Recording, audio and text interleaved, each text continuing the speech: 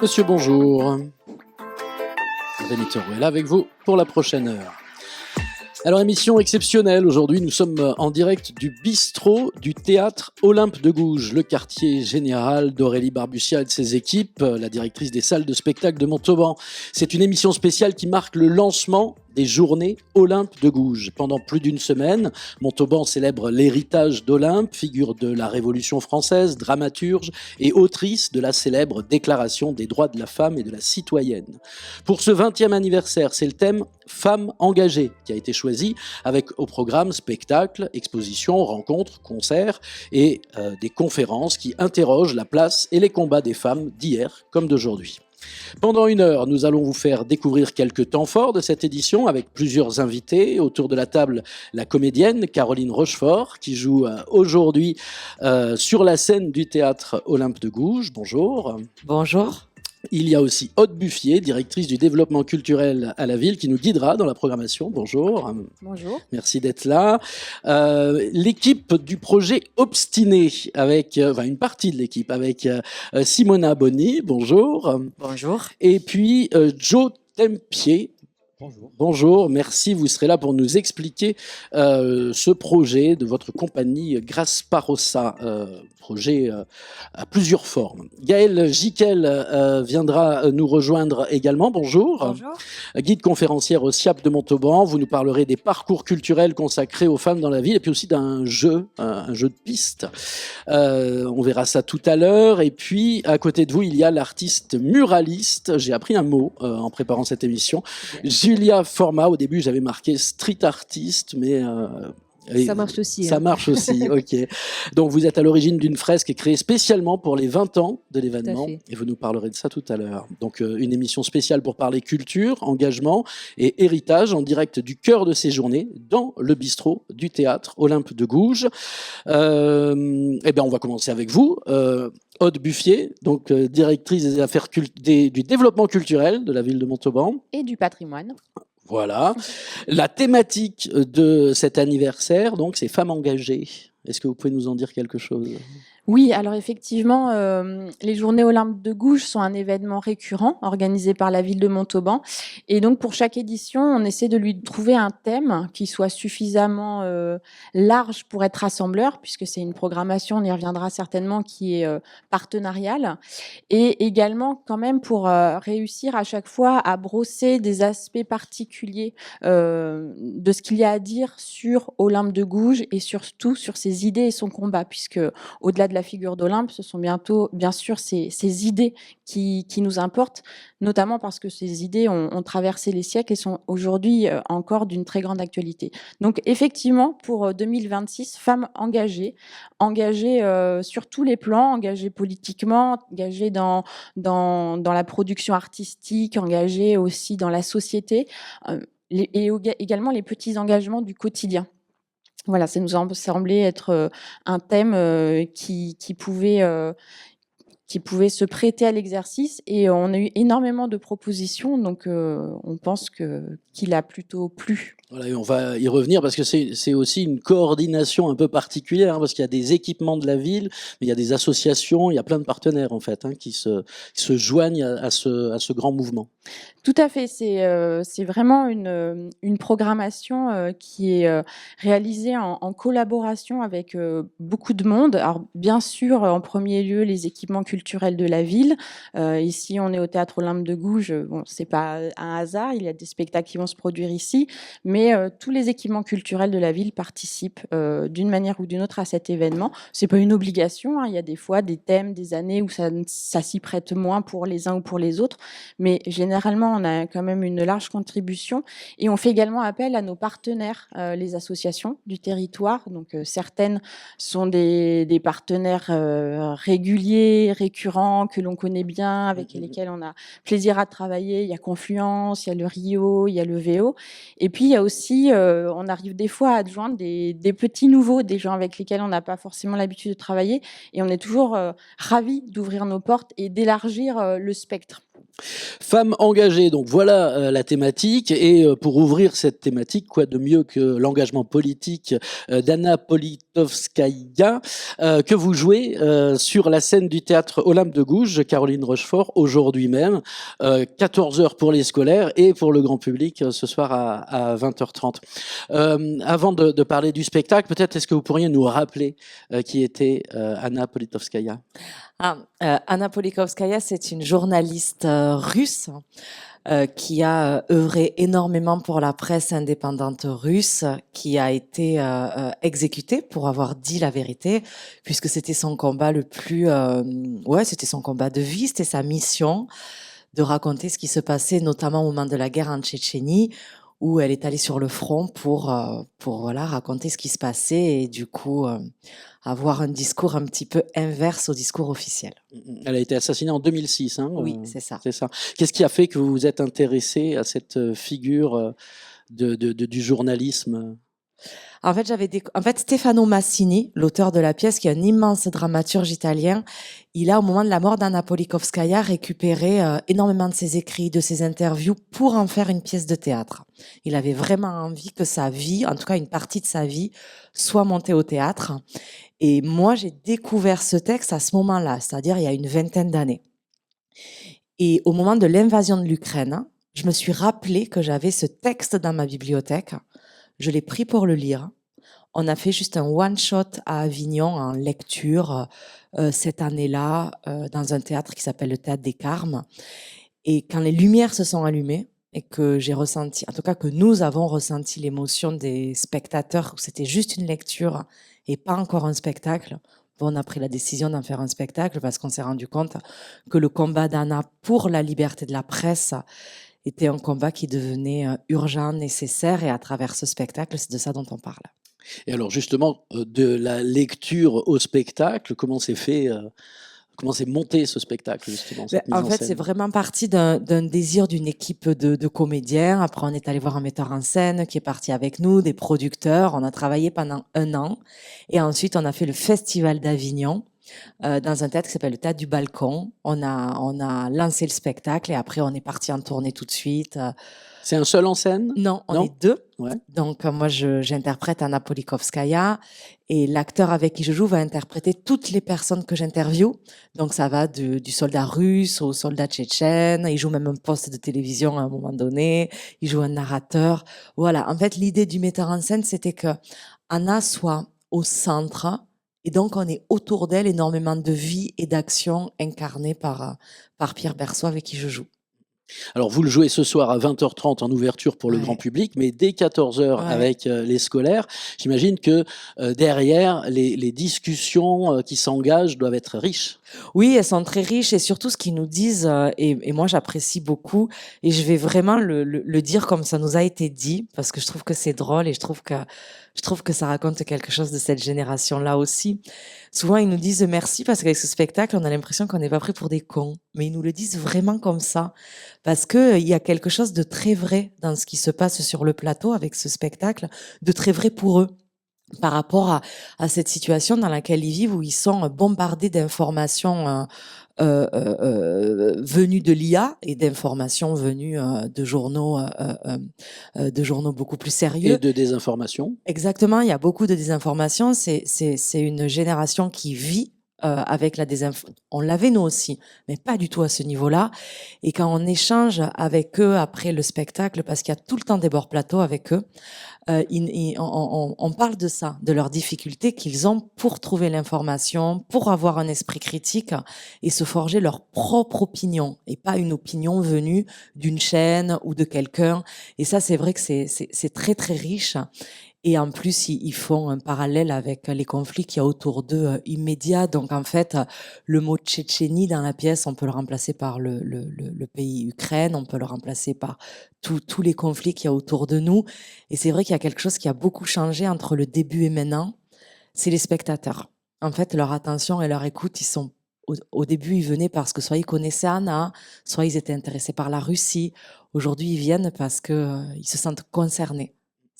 On n'a pas tout à fait la même écoute. Est-ce que vous accompagnez, comme on va en parler tout à l'heure avec Simona, est-ce que vous accompagnez le projet, je sais pas, de médiation culturelle? Est-ce que vous allez faire des ateliers, des rencontres autour des médias, justement, dans des collèges, des lycées? Oui, là, à Villefranche-de-Rouergue, on a fait 2 jours d'intervention avec les classes. À Thonon-les-Bains, la semaine prochaine, on y va aussi. Donc oui, on en fait beaucoup. Et les bords plateaux à l'issue du spectacle, c'est de la médiation culturelle de toute façon. C'est de l'échange à la fois sur le théâtre ou sur le sujet. On en fait beaucoup. On va pas vous retenir plus longtemps parce que je sais que maintenant il faut aller faire les préparations et prendre possession du plateau ici du Théâtre Olympe de Gouges. Merci beaucoup. Merci de votre passage. Vous êtes bien sur CFM Radio. On est en direct du bistrot du Théâtre Olympe de Gouges pour la journée lancement en fait de ces journées Olympe de Gouges. Il y a un spectacle qui s'appelle Olympe qui va être joué bientôt et ce morceau en est extrait. Oshi, je vous trouve un charme fou. Je regarde en arrière, je vous vois, les yeux vers la terre, je vous vois, même le nez en l'air, je vous vois. Je regarde la mer, je vous vois, sur la route côtière, tout en bas, au bord de la rivière, je vous vois. Même quand tout est noir, je vous vois, et dans la lumière, je vous vois. Je vous trouve un charme fou.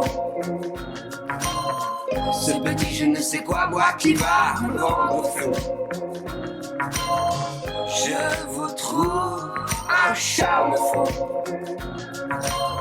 Ce petit je ne sais quoi, moi qui va me rendre fou. Je regarde devant, je vous vois, là sur le divan, je vous vois, même en noir et blanc, je vous vois, quand arrive le soir, je vous vois, je regarde en arrière, je vous vois, je sors boire un verre, je vous vois, même en noir et blanc, je vous vois, je regarde devant, je vous vois. Je vous trouve un charme fou. Ce petit je ne sais quoi, moi qui va me rendre fou. Je vous trouve un charme fou.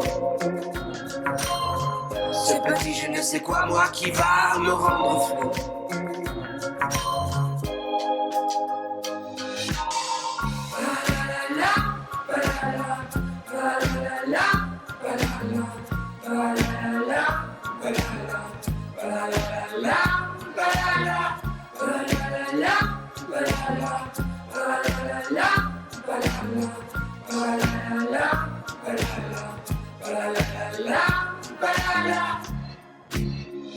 Je vous trouve un charme fou. Ce petit je ne sais quoi, moi qui va me rendre fou. Je vous trouve un charme fou. Ce petit je ne sais quoi, moi qui va me rendre fou.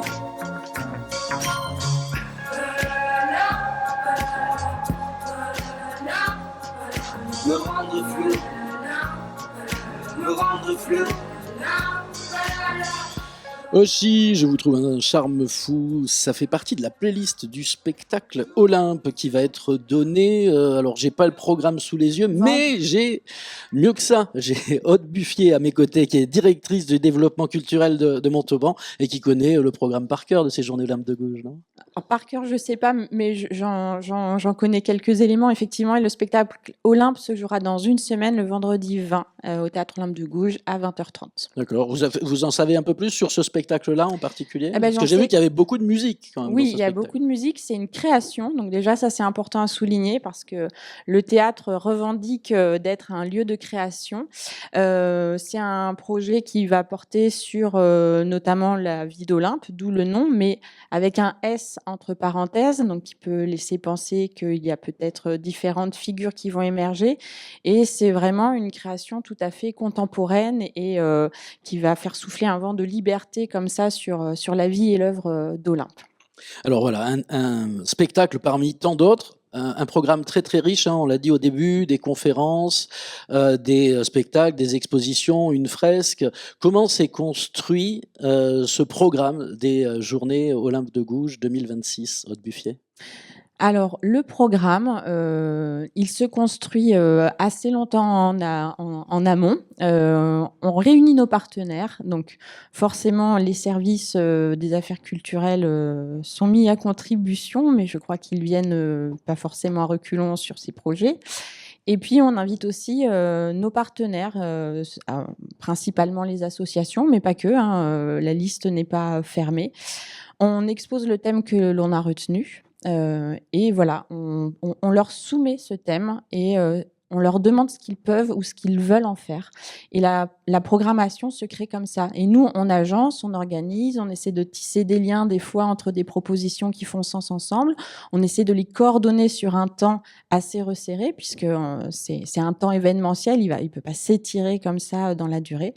Et en fait, comme on a beaucoup de chance que les gens jouent vraiment le jeu et nous font de belles propositions, on arrive à un programme qui, moi, aujourd'hui, me semble assez alléchant et dont je suis assez fière. Et est-ce que, puisqu'on fête cet anniversaire, hein, c'est les 20 ans, est-ce que vous pensez que la figure d'Olympe de Gouges commence à être un peu connue sur Montauban, au moins, et autour? Je dis ça parce que on a fait un petit micro-trottoir. Alors ça rime à rien, les micro-trottoirs, hein, c'est pas des sondages. Mais c'est vrai que on s'est rendu compte sur les micro-trottoirs qu'il y a encore des gens qui savent pas ce que c'est. Alors il y en a qui nous disent par exemple, ah oui, mais Olympe de Gouges, c'est quelqu'un qui a beaucoup fait pour Montauban puisqu'il y a un théâtre et une place qui porte son nom. Alors c'est assez drôle parce que Olympe est partie de Montauban quand elle avait une vingtaine d'années, donc elle a fait la majeure partie de sa vie et de sa carrière à Paris. Olympe de Gouges, elle souffre certainement encore de notoriété et c'est fort dommage, c'est fort regrettable, surtout à Montauban puisqu'elle est née à Montauban, c'est une Montalbanaise. On peut s'enorgueillir d'avoir cette figure parmi les Montalbanais et Montalbanaises célèbres. Mais il faut rappeler que jusqu'au début des années 80-90, elle était quasiment dans l'oubli le plus total. C'est-à-dire que c'est après la Révolution, après son assassinat, sa figure n'a plus intéressé grand monde. Et comme elle n'était pas vraiment du bon côté de l'histoire, elle a été plutôt affiliée aux Girondins, là où ce sont les montagnards qui ont plutôt gagné la bataille pendant la Révolution, enfin, sans vouloir rentrer dans l'histoire de France, mais elle s'est pas trouvée du bon côté de la barrière. En plus, c'était une femme. En plus, c'était une provinciale. Donc, vraiment, il y a peu de gens qui se sont intéressés à elle. Et le premier à avoir sorti une biographie sérieuse d'Olympe de Gouges, c'est l'historien Olivier Blanc. Et à partir de là, les gens ont commencé à se réintéresser. Alors d'abord les universitaires, les historiens, les chercheurs. Et puis finalement, ce mouvement a gagné aussi la société civile.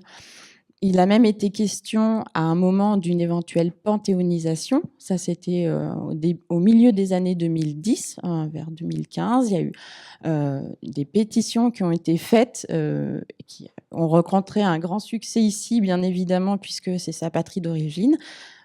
Ça n'a pas abouti, puisque Olympe de Gouges, aujourd'hui, n'est pas panthéonisée, mais l'avenir nous dira si ce sera le cas peut-être un jour. Voilà, elle a été longtemps invisibilisée. Ça se dit ça, invisibilisée, ouais, ça marche. Ouais. Et on peut dire que c'était une femme obstinée. Est-ce qu'on peut le dire? Ah oui. Ça me va bien parce que ça me permet de faire le... Ah mais elle était très obstinée, mais je vous laisse... oui, elle était obstinée pour aller jusqu'à l'échafaud. Donc il fallait l'être, obstinée. Il fallait l'être. Et puis c'est une voix, encore une fois, c'est une femme de province, d'un milieu petit bourgeois. Voilà, elle ne vient pas de la noblesse. Elle monte à Paris seule.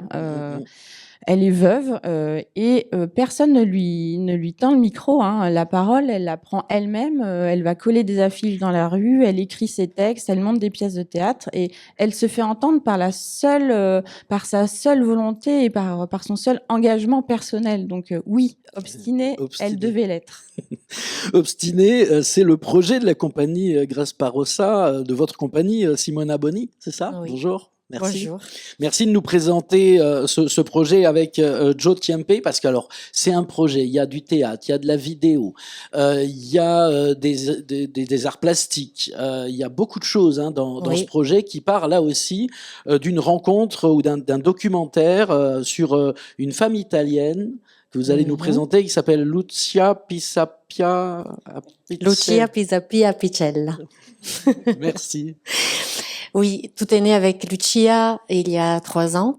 C'est un article que mon père m'avait envoyé dans un moment de ma vie un peu particulier et qui m'a vraiment donné de la lumière. Et Lucia veut dire lumière. Et c'est une femme qui a vécu donc elle est née en 1887, donc à la fin de la guerre. Elle avait déjà 60 ans et elle s'est occupée de chercher les soldats disparus suite au conflit. Et sa région, c'était une région où il y a eu le débarquement, donc toutes les troupes, je suis italienne, hein, se sont affrontées. Il y a eu énormément de morts, et pour elle, donc c'était nécessaire et elle pouvait pas faire autrement. Il fallait chercher ces corps, les nommer et les rendre. Elle disait à leur mère, moi je dis à leurs êtres chers.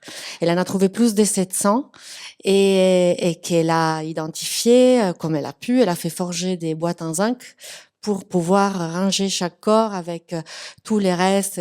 Soit c'était des plaquettes des soldats, soit c'était des photos, soit c'était des cahiers. Et c'était une femme du peuple, c'était une femme qui ne parlait pas italien, elle parlait dialecte. Et contre l'avis des autorités locales, l'interdiction de la mairie, l'interdiction de l'armée américaine qui gouvernait à l'époque, parce qu'en Italie, voilà, en 46, et on avait, voilà, il fallait tout reconstruire, et donc c'était les Américains qui gouvernaient à ces moments-là dans le territoire, et contre l'avis des religieux aussi. En fait, elle ne pouvait pas faire ça, mais elle l'a fait quand même. Donc ce qui m'a touchée, c'était bien sûr son acte humanitaire, parce que les soldats étaient de toutes nationalités, et aussi et surtout cette obstination. Son mari n'avait pas son mot à dire, les autorités n'avaient pas leur mot à dire, elle l'a fait. Et donc elle m'a amenée après sur les traces des plusieurs obstinés qui vont justement être présentes dans le spectacle, dans le documentaire, dans l'expo. Alors un spectacle qui est une création qui sera donné pour la première fois ici au Théâtre Olympe de Gouges. Il faudra être un peu patient parce que ce sera en novembre prochain, c'est ça? Oui. Et là, c'est un peu une sorte de teaser, quoi, un avant-goût. Il y a une expo qui est au musée de l'ancien combattant. Au musée de la Résistance. Au musée de la Résistance et du combattant, ouais, c'est ça. Oui. Et un documentaire qui va être projeté. C'est ça. En fait, c'est vrai que moi je porte la compagnie Grasparossa, mais c'est important pour moi de nommer chaque personne, c'est-à-dire Joe Tiempe, il collabore avec la compagnie Grasparossa, mais c'est un autre entrepreneur, donc il est à son nom. Chiara Scarpone, c'est l'artiste plasticienne et qui collabore avec la compagnie Grasparossa aussi. Et je suis infiniment reconnaissante d'être ici aujourd'hui, à Aurélie Barboucha d'avoir confiance pour que la première ait lieu dans ce théâtre qui symboliquement c'est énorme pour moi parce qu'elle porte un nom d'une obstinée, et merci au musée de la Résistance de Montauban pour accueillir la première du étape du documentaire et de l'expo qui ne s'arrête pas ici. C'est la première ouverture au public, mais ça continue. On est chanceux, du coup, pour ces journées Olympe de Gouges. C'est ce samedi, hein, c'est ça? C'est ce week-end, là? Oui. C'est demain. À 15h, à partir de 15h. Ouais. Un mot, Aude Buffier, juste sur le musée lui-même, qui accueille, qui est un équipement de la ville, hein, et qui accueille cette exposition. Alors, le musée de la Résistance et du combattant, effectivement, il se trouve à l'espace Père Bosc. C'est un de nos 3 musées en régie directe. Et comme son nom l'indique, c'est un musée qui est dédié aux périodes de guerre, la Première Guerre mondiale, la Seconde Guerre mondiale, mais aussi aux autres conflits. Il peut y avoir des extensions, et qui rend honneur donc aux combattants et notamment aux résistants. Et donc, il y a alors, c'est double, hein, il y a la projection du documentaire et il y a l'exposition. Je viens vers vous sur le documentaire Joe Ciampa dans un instant, mais d'abord l'expo elle-même. On retrouve des œuvres, j'imagine, de la plasticienne Oui. Chiara, pardon. Chiara Scarpone. Voilà, Chiara Scarpone. Alors oui, parce que c'est une collaboratrice, artiste plasticienne, qui sera aussi sur scène au moment du spectacle, parce que c'est un spectacle où il y a théâtre et art plastique projeté en direct et chant, et aussi pas mal d'expressions corporelles dansées. Il y a vraiment une pluridisciplinarité due à l'éventail de nos compétences. Et Chiara, elle met en illustration toutes les obstinés qui ont nourri la recherche et l'aventure. Sur scène, on retrouvera donc Chiara et moi sous forme de personnages que peut-être on vous dira ou peut-être on vous dira pas, c'est surprise. Mais et il y a. D'ailleurs, est-ce que c'est déjà fixé? Est-ce que c'est encore en construction, si j'ai bien compris quand même?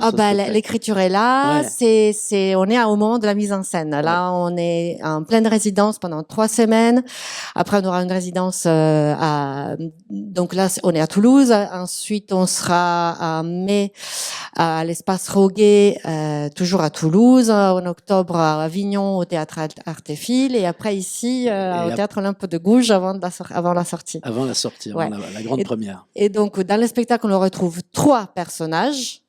Donc Lucia, les mères de la place de Mai, et Maria Reich, la femme du désert, l'obstinée du désert. Bon, là, je vais pas m'étaler à vous raconter qui c'est parce que sinon.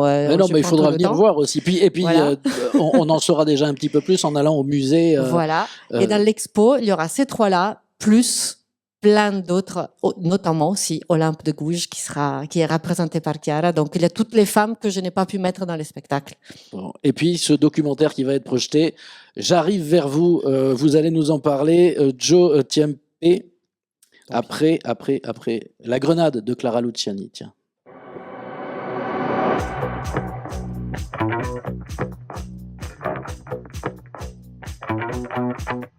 Et toi, qu'est-ce que tu regardes? T'as jamais vu une femme qui se bat? Suis-moi dans la ville blafarde et je te montrerai comme je mords, comme j'aboie.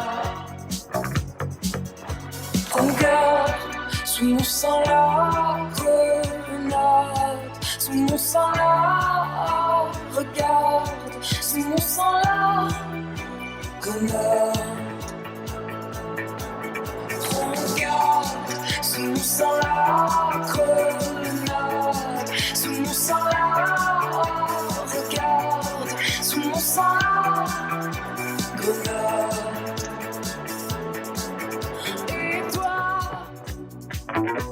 Mais qu'est-ce que tu crois? Je ne suis qu'un animal déguisé en madone. Et toi, je pourrais te faire mal, je pourrais te blesser, oui, dans la nuit qui frissonne. Regarde, sous mon sang la grenade, sous mon sang la, regarde, sous mon sang la grenade. Regarde, sous mon sang la grenade, sous mon sang la, regarde, sous mon sang la grenade. Et toi, qu'est-ce que tu t'imagines? Je suis aussi vorace, aussi vivante que toi. Sais-tu que là sous ma poitrine une rage sommeille que tu ne soupçonnes pas? Prends garde, sous mon sang la grenade, sous mon sang la, regarde, sous mon sang la grenade. Prends garde, sous mon sang la grenade, sous mon sang la, regarde, sous mon sang la grenade. Clara Luciani, La Grenade, encore un extrait de la playlist du spectacle Olympe qui sera joué le vendredi 20 mars ici au Théâtre Olympe de Gouges à 20h30.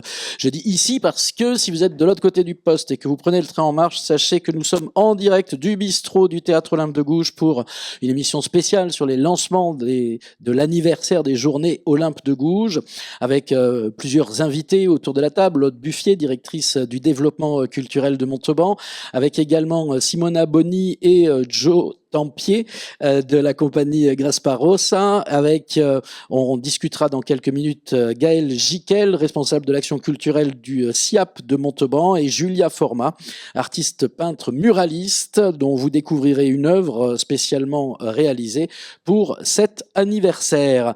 On en était à discuter avec Joe Tampier, donc vidéaste, créateur vidéaste, réalisateur de documentaires aussi, puisque c'est un documentaire qui va être projeté C'est ça. demain. Réalisateur vidéo Ouais. qui fait un peu de tout, qui fait des clips vidéo, mais j'ai une petite spécialisation dans les reportages et dans les documentaires. Et notamment sur ce projet-là, l'histoire est assez sympathique. En fait, Simona, on se connaît, on a déjà travaillé ensemble, on se connaissait bien. Et en mai 2024, elle est venue vers moi et elle m'a raconté l'histoire de Lucia, comme elle vous l'a raconté à vous. Et quand elle parlait de l'obstination de Lucia et qu'elle m'a regardé dans les yeux et qu'elle m'a dit « Moi, je pense que je vais en faire un spectacle », le truc, c'est que j'ai vu son obstination dans ses yeux à elle. Et pour monter un spectacle, il faut de l'obstination également. Et du coup, elle m'a dit d'une manière très simple, bah, viens, je t'embarque en Italie, viens avec ta caméra, on va visiter le musée de Mama Lucia et tu vas venir filmer et on ne sait pas où on va. Parce que finalement, la création d'un spectacle, c'est pareil, ça part d'une idée qui germe et en fait, c'est le temps et les rencontres et plein de choses, le travail qui font au final le spectacle. Et le documentaire, c'est la même démarche en parallèle. Du coup, ma démarche à moi, c'était très simplement de filmer l'obstination de cette équipe. En plus, il se trouve que je suis un peu le seul homme, le témoin de ça, extérieur, à travers ma caméra. Et je voulais filmer l'obstination de la création de ce spectacle qui porte sur des figures historiques obstinées. Et je trouvais assez fort de filmer justement, de partir du noyau du spectacle où il n'y a pas grand-chose et se dire que la finalité, ce sera ici à la première, en novembre 2026. Donc c'était quand même 1 an et demi de film. Le documentaire va être projeté bientôt dans une version non finie. Et moi, ce qui me plaisait, c'était de faire voir les reliefs de l'obstination. C'est-à-dire que des fois, dans la société actuelle, on peut valoriser l'obstination de la personne qui est en haut de la montagne, qui est au sommet, qui est arrivée, qui est en victoire. Mais en fait, ça passe par beaucoup de doutes, par beaucoup de pleurs, par beaucoup de choses très compliquées, mais qui galvanisent aussi l'obstination. Et donc, l'idée, c'était un peu d'essayer de filmer en parallèle la création du spectacle et en parallèle ces personnages historiques. Voilà. Et sans savoir où on va au départ.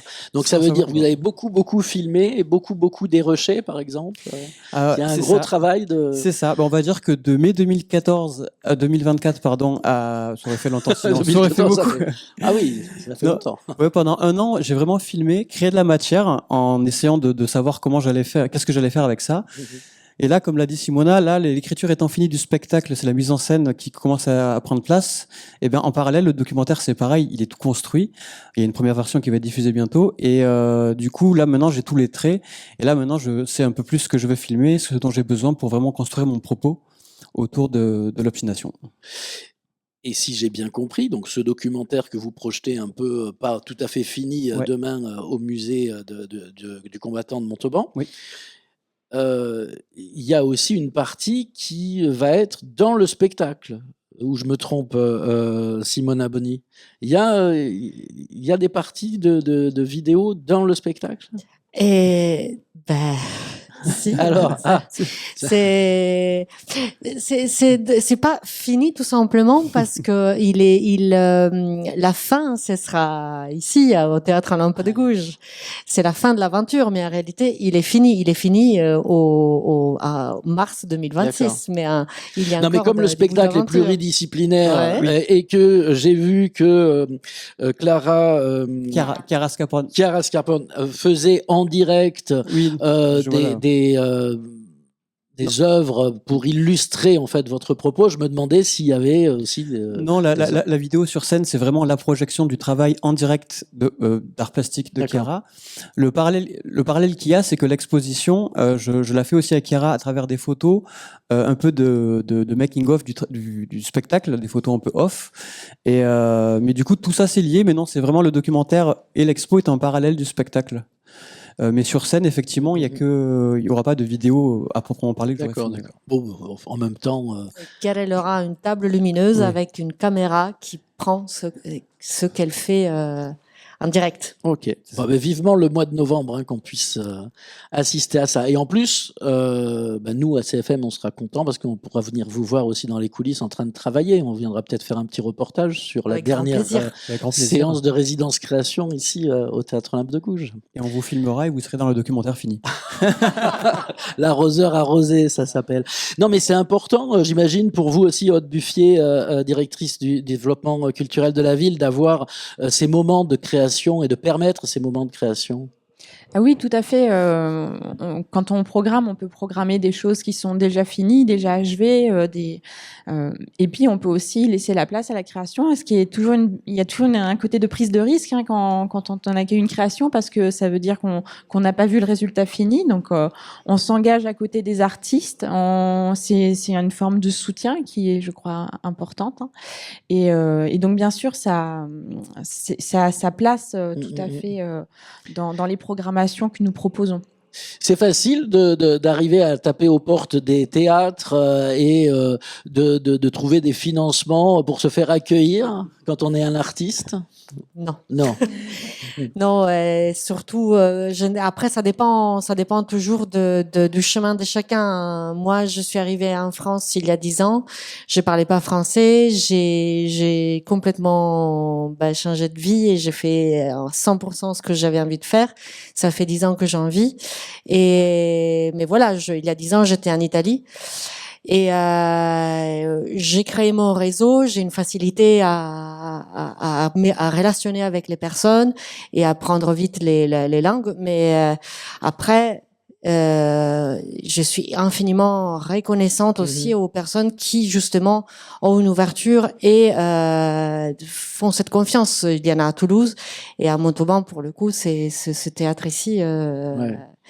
Donc, parce que je suis curieux, moi, de savoir comment se fait justement la relation à un moment. Est-ce que c'est parce que la directrice Aurélie Barbutia va vous voir, par exemple, à un endroit, ou est-ce qu'elle reçoit un courrier de votre part à un moment, ou est-ce que c'est à la direction des affaires culturelles de la ville qu'on reçoit un dossier en disant tiens, moi j'aurais besoin d'un endroit pour bosser possible. Comment ça marche administrativement, allez. Non, mais il y a plein de voies possibles, mais souvent les programmateurs ont des réseaux, connaissent des artistes qui, à travers eux, vont aller rencontrer d'autres artistes, vont avoir vent de tels projets, de ce qui se fait. Donc, il y a beaucoup comme ça de bouche à oreille. En fait, ce sont des choses qui sont l'air du temps. Et puis, il y a des artistes qui viennent effectivement à la rencontre des programmateurs pour leur parler de leurs projets et qui arrivent à les convaincre que ce qu'ils font mérite d'être programmé, mérite d'être soutenu. Vous êtes sur CFM Radio, le MAG en direct du bistrot du Théâtre Olympe de Gouges. C'est le 20e anniversaire des Journées Olympe de Gouges. Ça commence aujourd'hui, puis ça va se poursuivre pendant une bonne semaine.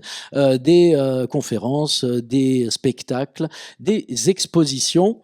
Et une émission de radio en live avec de la musique. Tiens, on continue. Non, on n'est plus sur la playlist d'Olympe. On est sur le prochain spectacle qui va avoir lieu à Eurythmie le 21 mars, toujours dans le cadre de ces Journées Olympe de Gouges, Balkan Paradise Orchestra.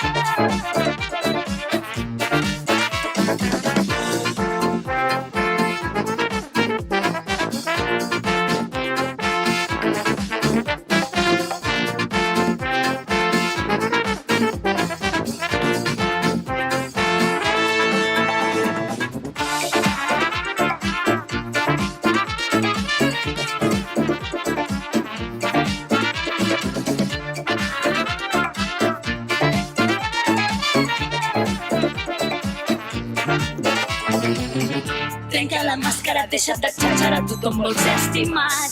Mira't als ulls i veuràs com s'il·lumina de sobte la teva veritat. Sense dir res, tu no te'l pres, sent el que et sobra de més. Crema les teves mentides que inunden i estorben tot el pensament. Si tú quieres, yo me siento aquí a tu lado y estaré. Mi presencia que te abraza y dice que todo está bien. Solo sé que algo hay que se empieza a mover. Que nadie te calle por ser la persona que tú quieras ser.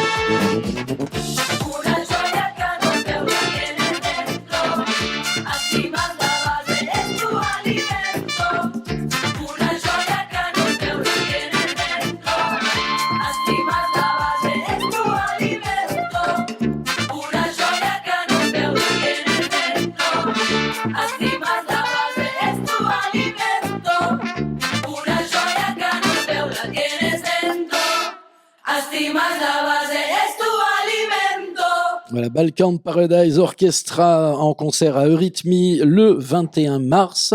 Une programmation dans le cadre donc de ces Journées Olympe de Gouges proposée par le Rio Grande. C'est ça, hein, Aude Buffier? Tout à fait. Là, c'est ce qu'on vient d'entendre. C'est un extrait du concert qui viendra clôturer ces Journées Olympe de Gouges, qui nous est proposé donc par notre partenaire, l'association Le Rio. Mais il y aura d'autres concerts. C'est vrai que pour l'instant, on n'a pas trop parlé des propositions musicales et il y en a d'autres dans des styles très différents puisque nous allons avoir des concerts qui vont venir remettre à l'honneur des compositrices, des musiciennes plus anciennes et qui ont évolué et travaillé à des époques où souvent elles ont été invisibilisées. Et donc ce soir, donc pour démarrer officiellement ces Journées Olympe de Gouges, vous pouvez venir au conservatoire puisque il y aura un programme autour de Marguerite Canal, qui était donc une musicienne, une compositrice toulousaine, pas loin, locale, dont aujourd'hui qu'on connaît peu, je pense. Donc ce soir, il y aura un concert à 19h qui sera précédé d'une petite conférence, une petite présentation justement pour repositionner cette musicienne dans son contexte.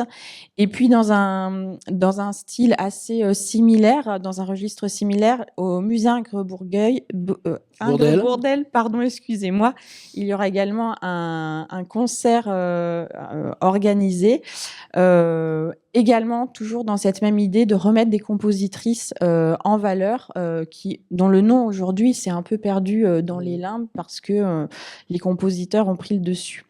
Donc ça, ce sera le samedi 21 mars à 17h au musée Ingres-Bourdel, donc avant le concert du Rio.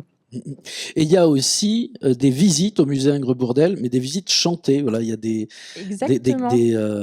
guides conférenciers qui chantent. Exactement.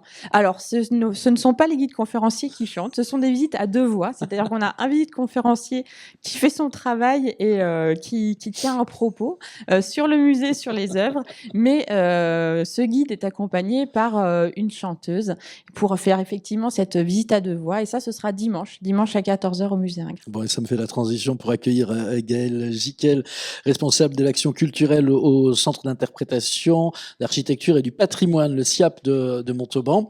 Vous proposez pendant ces journées Elles font de l'art et Jouer avec Olympe. Ce sont des visites, hein, c'est ça? Alors, ce sont des visites, mais sous deux formes différentes. Alors déjà, en fait, nous, quand on a réfléchi à cette thématique et à notre engagement pour cette manifestation, on a évoqué peut-être de renommer notre service non pas Centre d'interprétation de l'architecture et du patrimoine, mais exceptionnellement, on aurait pu dire matrimoine, puisqu'on voulait en fait vraiment mettre cette notion en avant. Donc c'est un mot fort ancien, mais qu'on a oublié au fil du temps. temps et qu'on remet un peu à l'ordre du jour de façon parfois militante, mais tout simplement pour réfléchir à un pan de l'histoire qui a été complètement invisibilisé, ce fameux mot qu'on utilise depuis le début de l'émission. Et donc, notre idée, c'était de mettre en avant des femmes dont le nom est quand même connu, Olympe de Gouges, mais d'autres femmes également, des femmes artistes, des femmes modèles. Hein. Et donc, on a proposé 2 biais de médiation, donc une visite guidée, en effet, que l'on va proposer le samedi 21 mars à 14h30, donc au départ de l'Office du tourisme. Donc, c'est un parcours à peu près qui va durer 1h30. Elles font l'art. Donc, l'idée, c'est vraiment de parler des femmes, certes modèles, parce qu'elles sont souvent dans ce rôle-là, mais aussi des femmes artistes, puisqu'on a la chance d'avoir à la fois des sculptrices et des muralistes qui sont intervenus donc dans notre ville. Donc notre parcours va montrer par exemple le magnifique pochoir de Mystique que nous avons la chance d'avoir à Montauban, les fresques de Mogg également, dont Olympe de Gouges qui est juste à côté du théâtre, mais également qui a un peu souffert ces derniers temps des intempéries. Un petit peu souffert, tout mais à il y a fait. la source qui est un petit peu Exactement. cachée à à l'angle fait. de la rue Fourchue. Exactement. Donc nous passerons la voir, cette source, parce que du coup c'est un hommage à Ingres, cet homme qui a mis le corps des femmes en avant avec sa passion pour l'orientalisme. C'était une façon de représenter la femme. Et Mogg ici intervient de façon militante puisqu'elle va rhabiller cette source en lui mettant un monokini, qui est aussi le symbole des années 60 et de la libération de la femme. Voilà, donc c'est une intervention qui est vraiment intéressante pour nous de montrer. Et Ça, c'est les œuvres les plus récentes, justement, des street artistes ou muralistes, mais il y a aussi, Tout à fait. dans Montauban, des représentations féminines par la sculpture depuis très très longtemps. Exactement. Par qui on passe de façon incontournable à Montauban. Incontournable, nous passerons par les sculptures de Bourdelle, forcément. Ouais. Donc, nous en avons plusieurs dans la ville. Hein. On a Moi, cette je pense grande à chance. Pénélope. Exactement. Donc, Sappho, qui est juste ici, à côté du théâtre. Pénélope, bien sûr. Alors, Pénélope, c'est un exemple assez intéressant parce que Bourdelle était un homme qui aimait les femmes et qui avait un respect pour les femmes artistes aussi, puisque son atelier, par exemple, était composé à moitié d'élèves féminines. Mais cette sculpture, par contre, c'est pas forcément la bonne image de sa relation avec les femmes, puisque il a utilisé 2 modèles en fait pour cette sculpture, puisque la tête est la tête de sa première femme et le corps, il a utilisé sa jeune élève pour qui il avait une passion et qui deviendra sa future deuxième femme. Voilà, donc c'était pas très D'accord. mais voilà. C'est le genre d'anecdote que vous racontez lors de ces visites guidées. Exactement. Il y en a beaucoup Exactement. pendant ces journées Olympe de Gouges, de ces visites? Alors là, on va en proposer une sur Ouais. cette thématique-là, mais on a vraiment envie de tirer ce fil, du matrimoine et de cette thématique-là. Donc, on la reproposera forcément dans nos programmations et voilà, elle sera amenée à être développée sous plusieurs axes possibles et peut-être du coup en intégrant la fresque qui est en cours de réalisation, dont on parlera dans quelques minutes. On va en parler dans un instant, mais d'abord il y a un jeu aussi joué avec Olympe. Qu'est-ce que c'est? Exactement, puisque donc on travaille donc en utilisant une application qui s'appelle Oui Visite depuis à peu près 2 ans, qui est une application très ludique pour découvrir le patrimoine. En fait, il nous permet de créer des parcours qui sont audio-guidés et géolocalisés, qu'on peut écouter ou en français ou même en plusieurs langues étrangères. Et donc là, on avait envie de se servir de ce médium-là, du coup un peu plus moderne, pour proposer un jeu visite à destination du public adulte, mais aussi enfant, puisqu'on peut le faire à partir de 10-12 ans. Donc c'est un parcours en 12 étapes qui permet de découvrir la ville qu'a pu connaître Olympe de Gouges, en fait, puisque, on l'a dit tout à l'heure, elle est née à Montauban en 1748. Elle est partie, elle avait 20 ans de Montauban, mais l'idée, c'était d'aller là où habitait son père, là où elle a habité, de venir ici au théâtre, puisqu'elle a vu ce théâtre s'ouvrir également. Donc, faire revivre son époque, mais aussi ce qui s'est passé par la suite. Donc, on parlera aussi de ses pièces de théâtre, de sa déclaration, bien sûr, et d'autres femmes aussi importantes qui se sont inspirées d'elle ou qui, elles, l'ont inspirée, comme Sappho, par exemple. Voilà, donc toutes les infos, elles sont sur au SIAP directement. On vient vous voir Alors, au SIAP. Pas seulement, en fait, pour le jeu visite, vous avez le QR code qui est à disposition dans le programme des Journées Olympiques de Gouges ou dans notre programme Rendez-vous Montauban. En fait, l'application est vraiment toute simple. Vous scannez le QR code et vous tombez directement sur le jeu, et après, il n'y a plus qu'à parcourir la ville. Et après, il n'y a plus qu'à parcourir la ville. Ouais. Merci beaucoup, Gaëlle Jiquel, de nous avoir présenté Elles font de l'art et jouer avec Olympe. Donc, vous intégrerez l'année prochaine dans vos visites guidées la fresque de Julia Format, qui est sur le mur du centre multi-accueil Les Galopingres, près de Rithmy. Tout à fait, oui. Hein? Actuellement, même, je sors à peine du On travail. vous a sorti du boulot, là, ouais. Tout à fait. Donc, je suis en habit de peintre, voilà, directement venu de la fresque que je reprendrai à 14h30 après la sieste des enfants, parce que je respecte aussi ce moment de sieste, parce que je fais du bruit avec une nacelle pour monter. Pour monter, oui, parce que c'est une fresque, c'est un grand format. Voilà. La féminité, c'est votre truc dans votre, oui, travail, oui. vous. Hein. Tout à fait, depuis toujours. Moi, je suis graphiste de profession. J'ai aussi fait des études de genre à la fac de Toulouse, où j'ai étudié la place de la femme dans la société, qui m'a amené petit à petit à le développer de manière illustrative. J'ai fait du graffiti pendant quelques années. Ensuite, je me suis tournée vers l'affichage. Et en fait, j'ai voulu représenter et rendre hommage à des grandes femmes sur les murs. Donc, j'ai collé leurs portraits. J'ai collé les portraits de Frida Kahlo, de Billie Holiday, Amy Winehouse, beaucoup de femmes qui ont eu des vécus et des carrières dans leurs disciplines respectives. Et ensuite, je me suis mise à développer ça sur des murs et des toiles aussi, hein, et des sculptures. Voilà, je suis passée à des traits plus simples, figuratifs. Donc aujourd'hui, je dessine l'âme de la femme, en fait, des silhouettes simples. Des silhouettes, hein, presque des ombres. Exactement, des silhouettes, oui, qui expriment la liberté qu'on aimerait tout avoir dans l'espace public, en tout cas. Voilà. Qui c'est qui vous inspire dans les artistes et qu'on peut retrouver peut-être dans vos traits? Alors, on me parle souvent de Henri Matisse, ouais. Qui n'est pas à la base une inspiration forcément, mais effectivement, quand j'ai commencé à travailler avec une couleur qui m'est venue et que j'arrive pas à lâcher en fait depuis quelques années, qui est le bleu, effectivement, on m'a souvent dit que ça faisait penser à Henri Matisse. Alors oui, j'aime énormément le travail d'Henri Matisse et c'est vrai que ça se rapproche énormément de son style aussi par exemple quand il est passé au découpage aussi, c'est ses formes simples en fait. Voilà, je travaille de la simplicité pour faire naître l'émotion chez les spectateurs.